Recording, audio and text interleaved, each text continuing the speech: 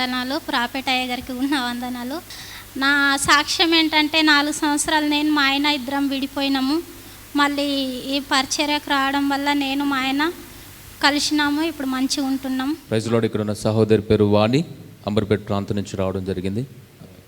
తన భర్త తను విడిచి 4 సంవత్సరాలు అయిందంట. సో ఇక్కడికి పరిచర్యకు వచ్చి నా ద్వారా ప్రార్థన చేయించుకుంది. సో నా ద్వారా ప్రవచనం వచ్చింది, దేవుడు మీ కుటుంబాన్ని జతపరచబోతున్నాడని. అద్భుత రీతిగా దేవుడు తన భర్తను మార్చి 4 సంవత్సరాల తర్వాత ప్రార్థించిన తర్వాత కుటుంబాన్ని జతపరిచాడు. ఈరోజు నేను నా భర్త సంతోషంగా ఉన్నామని సహోదరు వచ్చి సాక్ష్యం చెప్తా ఉంది.